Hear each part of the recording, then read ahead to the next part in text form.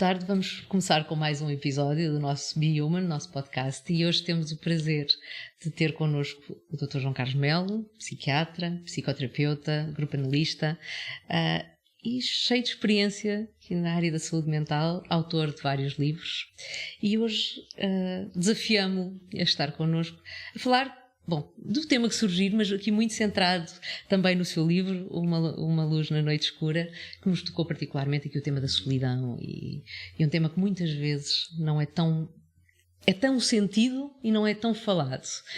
E então gostaria de talvez começar por o desafiar aqui por esta diferença entre o que é a solidão e a capacidade saudável de estar só. De estar só. Em primeiro lugar, muito obrigado pelo convite, é um gosto estar aqui. A capacidade de estar só é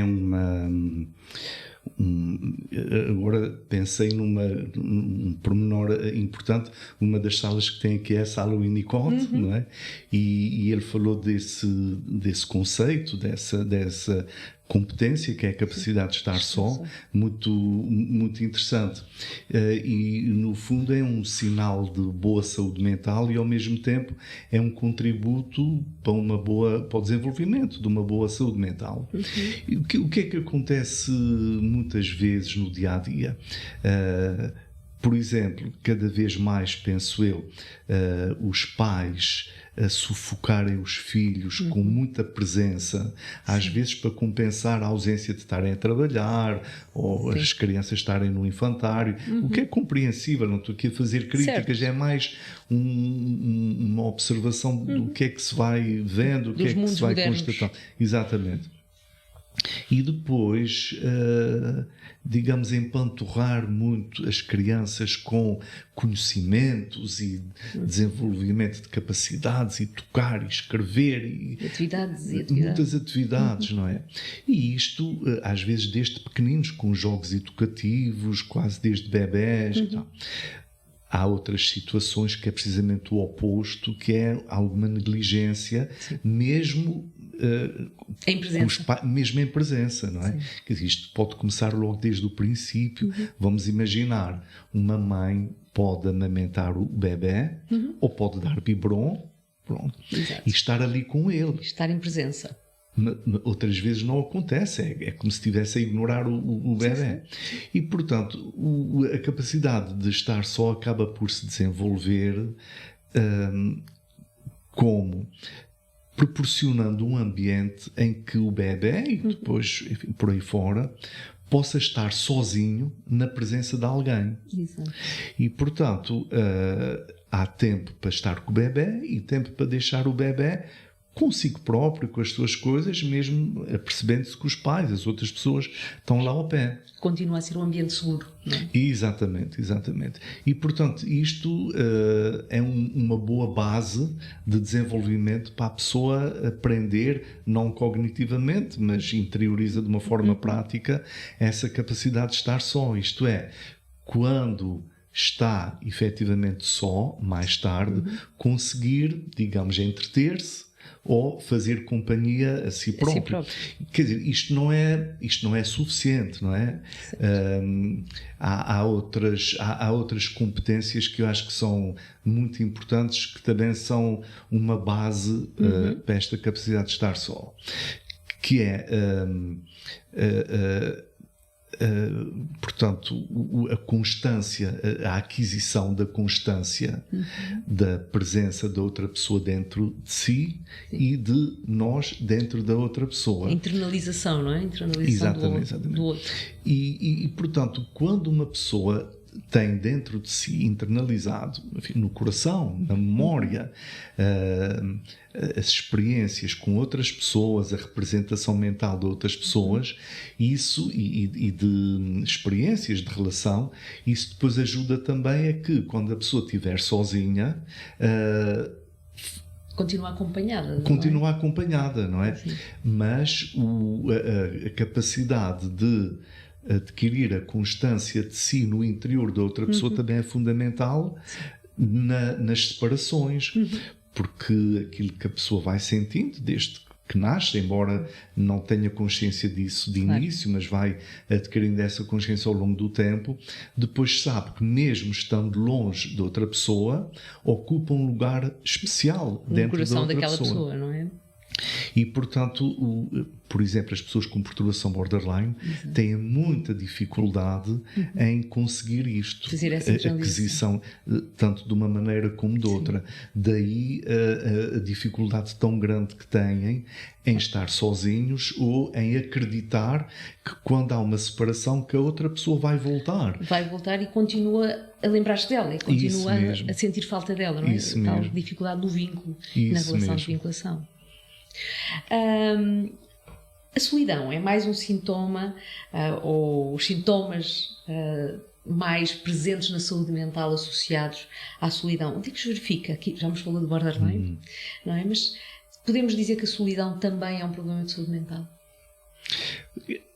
É um problema de saúde mental no sentido em que por si só contribui para dificuldades em termos de saúde mental e, por outro lado, pode ser também uma consequência. Sim. Porque, por exemplo, uma pessoa que seja posta de parte, incompreendida, estigmatizada, a pessoa é excluída. Sim, é uma exclusão, não é? Não é saudável, não é? Não é saudável. Uma E a pessoa saudável. pode se sentir só, não é? A pessoa também se pode sentir só por sentir-se incompreendida e por não conseguir que outras pessoas entendam o que a pessoa está a sentir. A gente nunca sente tal e qual o que outra pessoa sente. Claro. Mas, por exemplo, eu volto à questão das pessoas com perturbação borderline, porque é um paradigma de muitas situações, muitos aspectos concretos do funcionamento mental. E aquilo que acontece é, na relação com as outras pessoas, têm muita dificuldade em, enfim, naquele aspecto que tinha referido, em estabelecer essas relações de confiança com as outras pessoas, não é? E portanto, o que acontece, quando, por exemplo, numa enfermaria, num hospital de dia, ou mesmo num grupo de amigos, as pessoas com perturbação borderline é como se tivessem um sexto sentido e que conseguem identificar as outras todas. E, portanto, isto as pessoas sentem-se muito compreendidas. Sim. Porque sentem, não sou só eu que sinto este tipo de coisas, mas em relação às outras pessoas não. É muito difícil que outras pessoas compreendam que alguém possa neste momento estar num estado de grande felicidade e depois, passado um bocadinho por minutos, exatamente, às vezes assim muito rapidamente, fica deprimida, fica angustiada e depois pode mudar outra vez, claro. Não é? E portanto há... Tem constância, não é? Exatamente, essa inconstância e a reação excessiva a estímulos que são dolorosos. Claro. Mas como é que é possível a pessoa ficar assim tão magoada? Sim. Porque eu não disse nada de especial. E portanto a pessoa sente-se incompreendida e há aqui um grau de solidão, não é? Porque as outras pessoas não entendem, porque sai fora do âmbito da experiência habitual das outras pessoas. Como se este mundo não tem um lugar para mim, não é? Como se não houvesse um lugar para aquela pessoa neste mundo, porque o mundo não a compreende e, de alguma forma, na perturbação borderline, a própria pessoa também não compreende o mundo. Sim, não é? sim. Torna-se um lugar muito solitário, no fundo. Exatamente. Há pessoas que chegam a dizer, é como se fosse um ET, eu não encaixo. E pronto, isto revela uma grande solidão, que é, no fundo, a solidão é o quê? É uma perda de contacto e perda de comunicação com os outros, não é? Embora também consigo própria. Esta solidão menos saudável, não é? Esta solidão que muitas vezes é sentida como o lugar da incompreensão, sim, de como não me compreendem ou eu não compreendo o mundo, mas que também pode ser agravada por uma patologia, como há pouco falavam da depressão. A depressão, ou até talvez não tão grave, mas muitas vezes a autoestima aqui já não falando de uma perturbação, mas uma autoestima que pode levar a que esta pessoa se sinta também tão sozinha e tão incompreendida. Exatamente. Claro que estados depressivos também terão níveis de solidão muito elevados. Sim. Porque a pessoa estar mais solitária, mais excluída, com o sentimento de ser desvalorizada ou incompreendida, leva a uma maior solidão. Um fechar, um ir para dentro. Exatamente. E não para ir para um mundo interno seguro, mas para um mundo interno em sofrimento. Isso mesmo. E portanto, a solidão também contribui para um não bom desenvolvimento da autoestima, porque a autoestima é qualquer coisa que se vai adquirindo, vai crescendo, enfim, a pessoa vai construindo, mas está sempre a ser sujeita a ataques, feridas, desafios. Exato. Ao longo da vida vai sendo sempre testada, não é? Isso mesmo. E dentro da sua prática clínica, como é que alguém que não teve este desenvolvimento, que não aprendeu a estar neste lugar seguro e interno, como é que nós podemos ajudar esta pessoa então a encontrar esta solidão saudável e que a solidão não seja sempre a dor? Pois, é muito difícil porque nós precisamos dos outros, precisamos das outras pessoas e há pessoas que por baixa autoestima, por dificuldades de relação, não conseguem aceder aos outros e não conseguem receber dos outros aqueles aportes que são importantes para a pessoa não se sentir só, não é? E portanto isso depois é complicado na vida da pessoa e repercute-se depois em muitas outras situações e a pessoa depois isola-se e acaba por ser um círculo vicioso. Porque também esta capacidade de suster, porque é muito também a solidão, também implica, o estar sozinho implica suster também aquilo que chega e as emoções que temos e tudo aquilo que estamos a sentir. Isso também é um indicador da resiliência que aquela pessoa, a própria pessoa tem, não é? Enfim, nós temos tendência, e é natural que assim seja, a associar todas estas questões ao meio ambiente, não é? À relação com as outras pessoas, o que através da troca, dar e receber, podemos receber das outras pessoas para não nos sentirmos tão sós. E, enfim, toda a forma como a sociedade, o mundo hoje em dia funciona, também contribui para que essas situações não aconteçam da forma mais gratificante ou mais necessária. Mas é importante nós termos em conta também outros fatores que não do ambiente, ou seja, do próprio temperamento das pessoas. O temperamento é uma coisa da qual não se fala muito, mas é muito importante. O temperamento é qualquer coisa... no fundo é o estilo, o modo de funcionamento com um componente fisiológico muito importante e no fundo a forma como a pessoa reage aos estímulos. Exato. Vamos dizer assim de uma maneira geral. E isto é qualquer coisa que se manifesta nas pessoas desde que nascem. Sim. E não muda muito ao longo da vida. Há um pediatra muito conhecido e que ajudou muitas pessoas, que é o Brazelton, que tem um livro muito interessante, que eu não me lembro o título original, mas lembro-me porque eu conheci aí há uns anos uma tradução brasileira, bebés e mamães, não me lembro o título, mas é muito interessante. Porquê? Porque ele acompanha o desenvolvimento de 3 bebés reais, com fotografias. O bebé calmo, o bebé ativo e o bebé comum. Sim. E, portanto, são 3 estilos diferentes de temperamento. E que nota-se desde que as pessoas nascem. A reatividade aos vários estímulos. Bebés que os pais depois pensam assim, será que ele ainda está a dormir? Vai lá ao berço e está a brincar com as mãos. Está a brincar com as mãos, com outra coisa qualquer.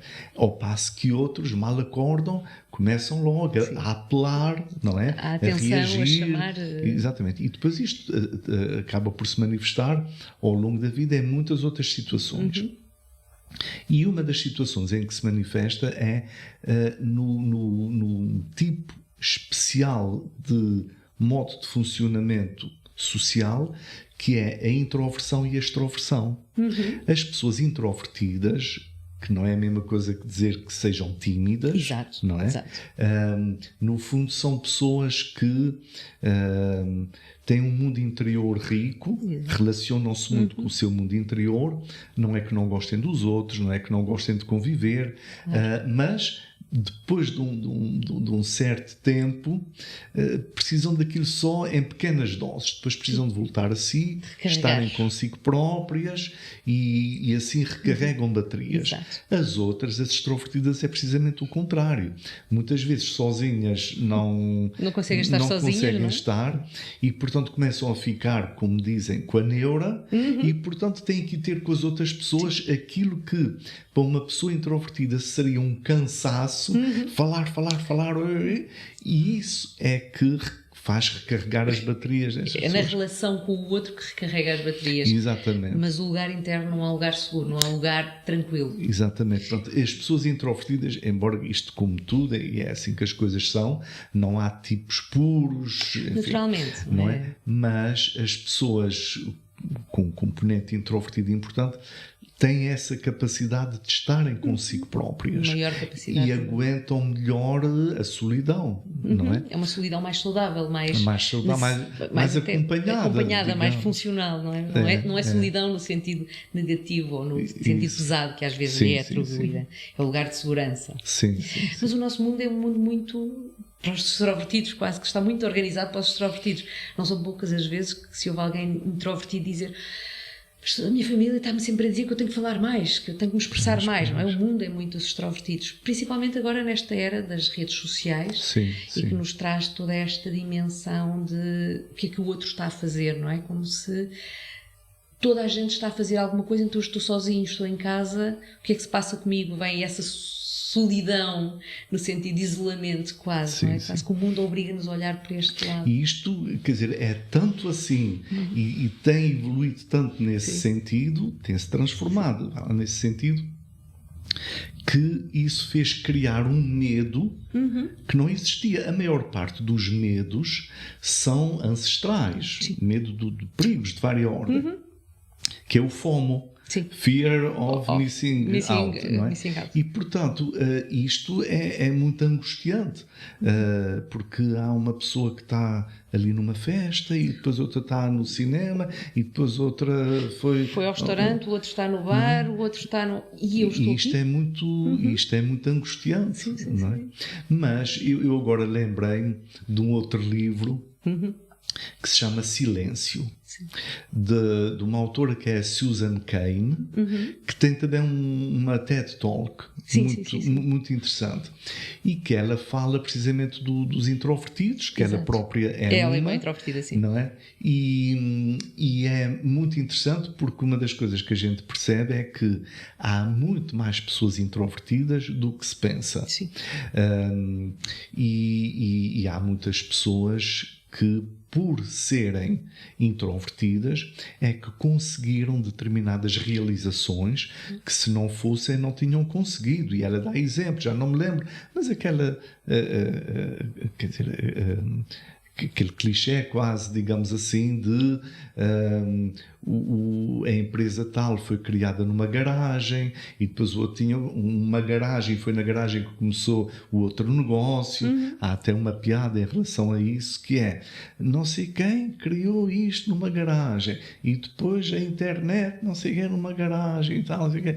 Qual é a tua desculpa para não fazeres qualquer coisa da tua vida? E a pessoa diz: eu não tenho garagem. Não tenho garagem. Exato. E, portanto, mas isso, quer dizer, há determinadas realizações que requerem calma, tempo, ou seja, ambas as pessoas são importantes umas para as outras e para a sociedade. E para a sociedade, não é? Ainda o mundo está muito extrovertido, mas os introvertidos trazem-nos, por norma, muito mais até o silêncio e o saber ouvir, não é? Acho que é uma das grandes forças de um perfil mais introvertido, isso é esta mesmo. grande capacidade de ouvir e de estar com o outro. Muitas vezes estar muito mais em presença, esta presença interna e externa, que muitas vezes o extrovertido está muito para fora. Isso não mesmo, é? isso mesmo. Mas estas redes sociais e tudo, quando vamos ver, lá está o Instagram, onde nós vamos vendo tudo o que está a acontecer à nossa volta, o TikTok, tudo isso traz muito mais este sentimento de sozinho, quão sozinho eu estou e o quanto isto hoje tem afetado os nossos jovens, porque muitos dos temas que os jovens nos trazem é este sentimento às vezes de exclusão que invariavelmente noutros momentos da nossa história não aconteceria e que hoje acaba por estar muito presente, esta necessidade de fazer coisas, estar presente e filmar e partilhar e tudo isso. Isto tem aumentado muito ao nível da saúde mental. Pois, isto, enfim, tem aumentado de tal modo que, enfim, em alguns outros países, em Portugal, há alguns indícios de proibir os telemóveis nas escolas. Ou melhor, um certo uso dos telemóveis nas escolas, porque o digital é muito importante na aprendizagem, não é? Claro que sim. Já não podemos fugir a ele. Sim. Mas, quer dizer, nos recreios, nos intervalos, isso acaba por ser muito prejudicial. E mesmo dentro da sala de aula, nós trabalhamos com jovens em sala de aula e muitas vezes mantê-los sem o telefone na mão é um verdadeiro desafio, porque se lhes tirar o telefone, bom, já são crescidos, já também não temos que andar a tirar o telefone, já estamos a falar, imaginando, miúdos de 17, 18 anos, já devem se autorregular, que é diferente das crianças, naturalmente. Mas se não os tiramos, eles também não se sabem autorregular, porque não é só para conteúdo académico, não é? Os jogos, é o tempo que estão a ver vídeos. Então isto hoje, controlar esta necessidade de constantemente estar à procura deste estímulo, também... Pois, eu acho que tem que ser aos poucos, que tem que ser aos poucos e enfim, e as crianças desde pequeninas, não é? Não é, na minha opinião, proibir as crianças de não pode olhar para o telemóvel, não pode olhar para um tablet, também não. Mas aquilo que a gente às vezes vê em restaurantes, crianças muito pequeninas com o tablet à frente enquanto os pais estão a almoçar ou a jantar, não é? Sim. Mas quer dizer, é nefasto este uso, o efeito cognitivo, de relacional e de conseguir estar sozinho, não é? A criança não consegue estar sozinha, está sempre acompanhada pelo tablet, pelo telefone, tem que estar sempre em estímulo. Exatamente. E pronto, é estímulo e depois, por consequência, a seguir em privação. Claro, e em privação, naturalmente. E pronto, acaba por ser complicado precisamente por causa disso. Sim, e isso tem-se vindo a notar muito no agravamento de alguns estados ao nível da saúde mental. Mas há fases que são mais predispostas, digamos assim, a este sentimento de solidão, a fases da vida, digamos. Pois, as pessoas, de uma maneira geral, têm a ideia de que as pessoas mais solitárias ou que sofrem mais com a solidão são as pessoas idosas. E realmente não deixa de ser verdade, porque estão mais sozinhas. E depois, quando as coisas correm como é mais comum, ou seja, as pessoas terem filhos e depois netos, há uma altura em que as pessoas que começam a ser avós rejuvenescem. Exato. E pronto, rejuvenescem, quer dizer, fazem coisas que aos seus próprios olhos, aos olhos de outras pessoas mais jovens, soaria ridículo, mas depois com os netos depois e são úteis para os netos e pronto, para os pais dos netos, portanto os próprios filhos, e pronto, isto depois é muito bom, muito interessante, bom para a família e tudo isso. Mas depois há uma fase muito complicada, que é quando os netos já estão adolescentes e mais velhos e pronto, e já não querem estar ali com coisas. Já perderam a função, os avós que perdem alguma função. Exatamente, e portanto o saber envelhecer é também uma forma muito importante da pessoa lidar com qualquer coisa que tem a ver também com a solidão, não é? Ou seja, saber estar consigo próprio e aceitar as suas características, enfim, algumas vida, não é? deteriorações que vão acontecendo, não é? Mas aquilo que muitos estudos mostram é que a solidão propriamente não é o isolamento, não é o estarem sozinhas, é o sentimento de solidão mesmo na presença de outras pessoas. É mais grave nos jovens, porque depois, enfim, em relação às redes sociais e aos likes e aos seguidores e tudo isso, o que é que acontece? Quando a pessoa tem isso, é bom. Quando deixa de ter, se a pessoa investe só nisso, quando deixa de ter, afeta depois também a própria autoestima, claro, como falávamos há pouco, não é? E, portanto, o problema também em relação a essa questão das redes sociais é a competitividade e a falsidade.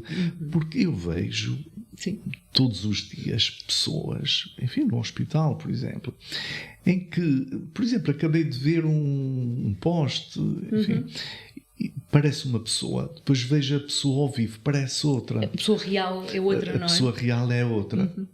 E pronto, as pessoas competem também muito para ver quem é que se mostra melhor, quem é que foi passear mais, quem é que teve a comer comidas mais vistosas, não é? E isso acaba por, numa fase, a adolescência, a seguir à adolescência, de muita rivalidade, de competitividade, comparação, por poder ser prejudicial. Haver aqui uma comparação com algo que na verdade não é real, não é? Que não existe, porque a pessoa real não é o que estamos a ver nas redes e na internet. Mas também me recordo que no seu livro uma das coisas que fala é esta questão, o sentir a solidão, ou esta solidão mais prejudicial, tem muito a ver também com alguma falta de propósito, não é? Se em algum momento não há um propósito de vida. Sim. E às vezes as pessoas, usando um clichê que às vezes se usa, tu tens tudo para ser feliz. A pessoa diz de si própria, eu tenho tudo para ser feliz, porque é que eu me sinto infeliz? Porque esta solidão, não é?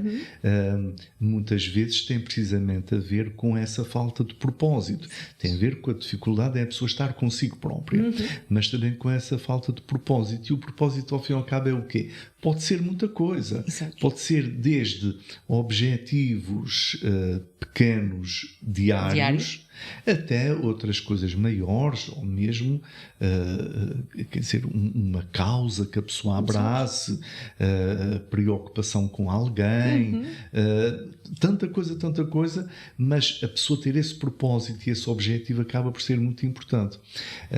Alguns exemplos, algumas histórias reais que eu falei no livro mostram precisamente isso. Já agora vou partilhar aqui uma coisa que não está no livro. O primeiro capítulo é sobre o Sr. Genuíno Madruga, exato, da viagem, que fez 2 viagens à volta do mundo sozinho. E as coisas aconteceram todas tal e qual como está no livro. Fomos lá, enfim, estávamos no Pico. Eu tinha visto no Pico um mapa mundo enorme, assim, em toda a extensão da parede de um café, e lá o trajeto onde ele tinha dado a volta, os dois, porque ao fim e ao cabo foram 2.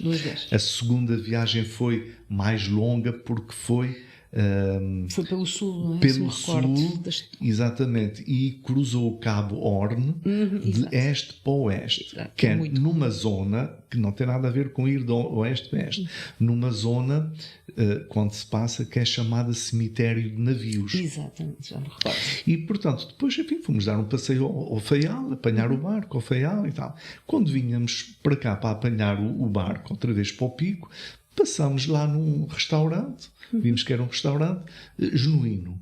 Assim, genuíno. De repente fiz assim uma associação, isto é aquele senhor, não sei o quê.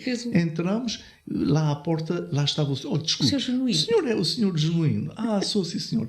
E tivemos a falar ali um bocadinho, que não foi muito, porque tínhamos que apanhar o barco, tinham acabado as refeições, mas foi uma conversa muito interessante, tivemos ali a ver as recordações dele, e eu às tantas não me tinha passado então pela cabeça escrever este livro, mas depois, a posteriori, quando estava a escrever, assim, tenho que escrever sobre Tenho que isto. falar sobre ele. Porque, embora não tivesse a pensar num livro sobre a solidão, o que é certo é que alguma coisa já estava cá dentro, tanto que depois falei com ele, Sr. João, já agora diga-me uma coisa, como é que é a pessoa estar sozinha num barco, um barco pequenino, no mar, dia, noite?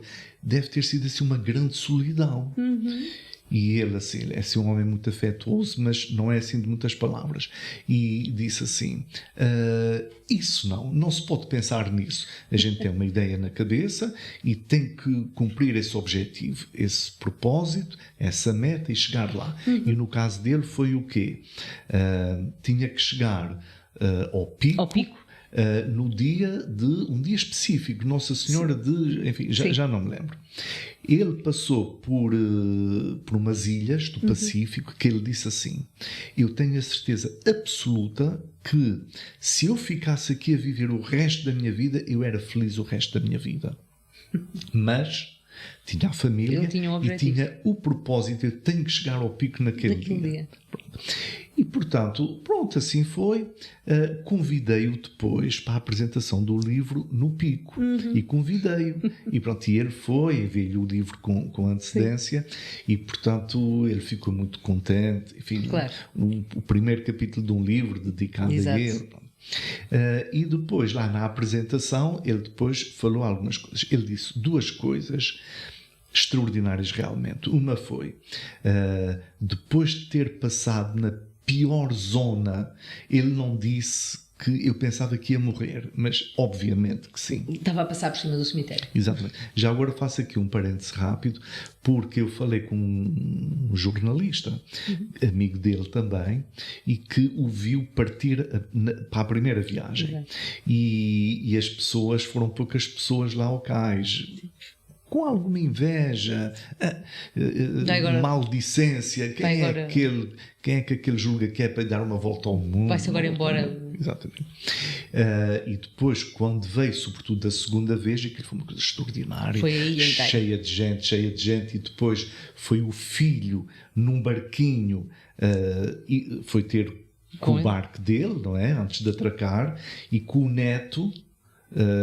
E passou-lhe o neto para os braços, aquilo foi uma coisa extraordinária. Até parece que eu estava lá. Mas, sim. Mas então ele contou que, quer dizer, que não disse que pensava que ia morrer, mas é óbvio que sim. E esse jornalista disse assim: eu quando vi aquele barquinho ir assim, eu disse assim, como é que é possível este homem? Assim. Mas eu digo uma coisa, disse o jornalista, eu digo uma coisa, ele viu o diabo. Mas ele não fala muito disso. Ele não fala muito disso, mas aquilo que ele disse foi... aquilo não é brincadeira nenhuma. Nós temos que usar... Não, as palavras não foram estas, mas a ideia foi esta. Temos que usar todo o nosso ser, o que a gente aprendeu, as forças, tudo, a esperança, tudo, para aguentar aquele momento e para passar aquilo.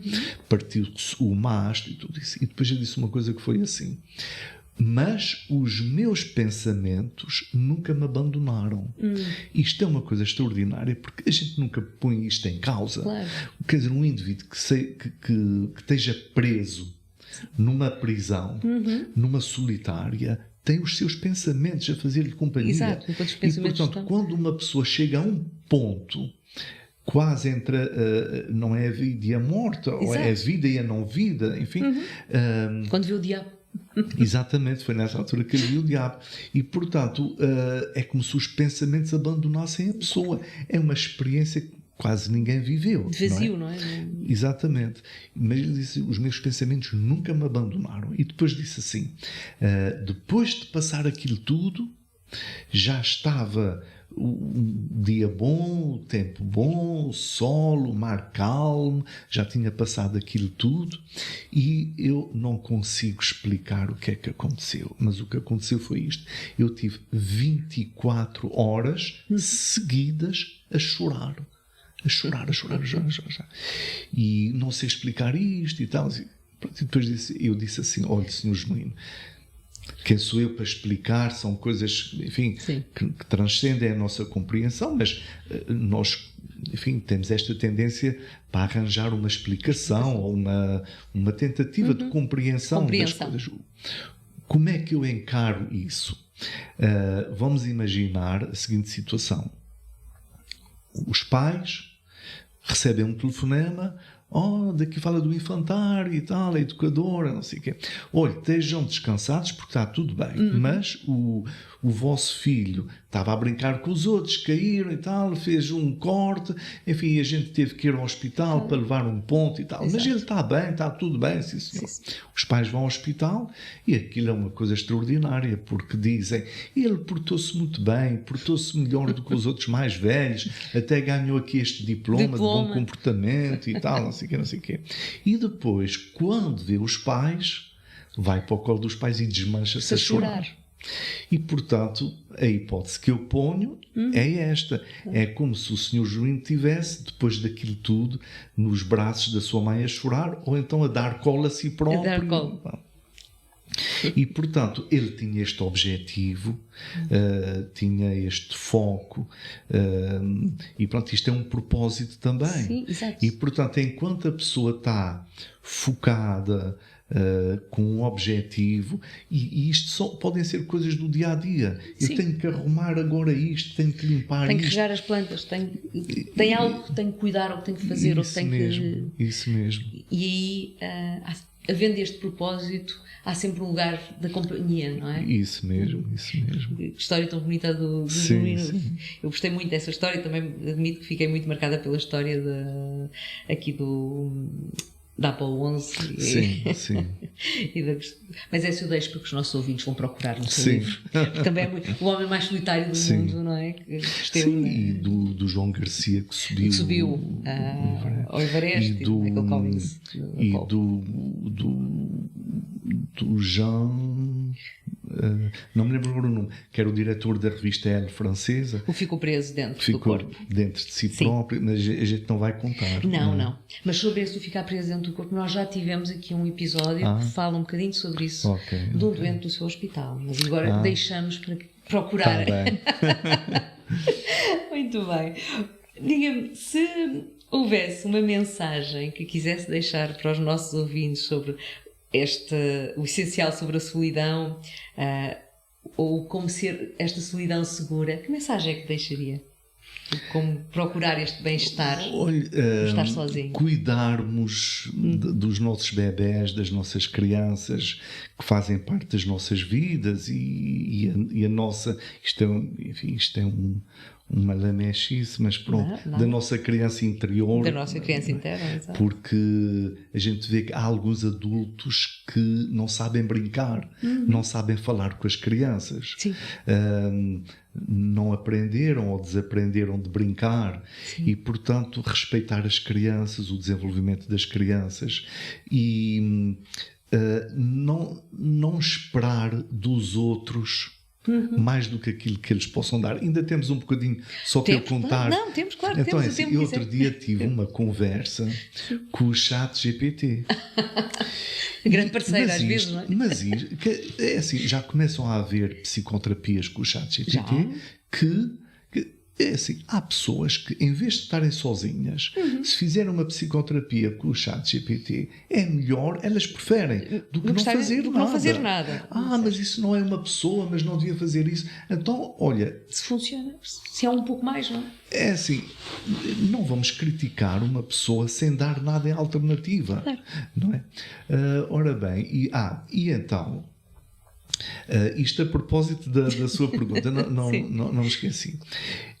Eu tinha e continuo a ter uma dúvida, porque eu vi uma vez, isto também tem a ver com a solidão, uma entrevista do Sean Connery, e que lhe perguntaram, mas olha, qual é o segredo do seu sucesso, de estar bem consigo, de estar bem na vida? E ele respondeu assim, 3 coisas: não me queixar, Isto tem a ver na relação com os outros. Exato. Não me queixar, não esperar dos outros mais do que aquilo que eles possam dar, e uma terceira que eu já não me lembrava. E fui perguntar ao ChatGPT e ele também não sabe. Ele disse assim, olha, eu posso pesquisar. E pesquisou em tudo. Pesquisou na Playboy, que ele dava entrevistas à Playboy. Nada. E pronto, olha, a conversa acabou assim. Se for preciso, não sei o que. E depois a conversa acabou assim. Ele a dizer-me assim, boa continuação. Perguntei assim, mas porquê que diz isso? O que é que isso quer dizer? O que é que significa? E pronto, a pessoa tem assim uma conversa. E, portanto, qual é o problema às vezes? É que quando nós somos chatos para os outros Uhum. afastam-se. Exato. E, portanto, não sufocarmos os outros, não esperarmos dos outros mais do que aquilo que eles possam dar. Não esperar que eles deem aquilo que nós queremos receber. Exatamente, porque às vezes nas relações amorosas ou noutras, o que é que as pessoas às vezes fazem? Incorrem num erro que é aquela outra pessoa tem que ser tudo. Tem que ser o que eu preciso, Tudo. o que eu quero. Super-heróis. Pai, mãe, marido, amante, filho. Bom empregado Não é doméstica. possível. Não é possível. Uma pessoa tem limitações. E, portanto, olha, não tenho assim nenhuma receita, não é? Mas eu diria isto que acabei de dizer, não é? Enfim, não vou repetir, mas também a pessoa, pelos meios que for possível, por uma psicoterapia, Exato. não é?